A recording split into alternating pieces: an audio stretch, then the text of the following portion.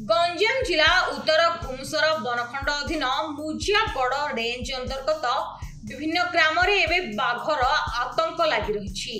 बाघ केउठी छेली खाउची तो केउठी गाई खाउची। वन विभाग तार टेर पाउनी।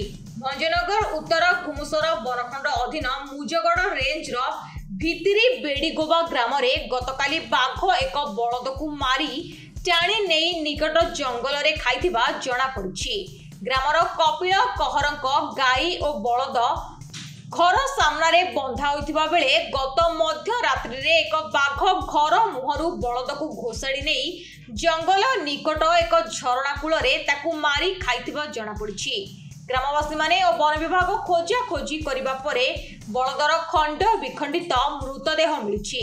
वन विभाग मृतदेह को व्यवच्छेद करी पोती देइछंती। हेले कपिल कहरक घर निकट रे बाघर चल प्रचल देखि ग्रामवासी माने संपूर्ण भयभीत होई संध्या हेले घर बाहरी पारु नाहंती। गत 19 तारिख दिन बुदुली ठारे संतोष गौड़क 3टी गाई को बाघ खाइबा परे पर्यायक्रमे बाघटी निकट गुंडुरी बाड़ी ग्रामर संतोष डाकुआंक छेली को खाइथिबा बेले महुल पलिग्राम रे मध्य आउ एक छेली को गोठरू टाणी नहीं खाइथिबा जणा पड़ुछि।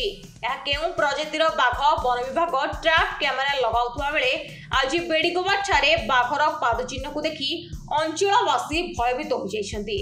तेबे वन विभाग ए गृहपालित पशु मानक सुरक्षा सहित लोकों को किपरि सुरक्षा जोगाई दिया जिवो ताहा ग्रामवासी दाबी करछन्ती।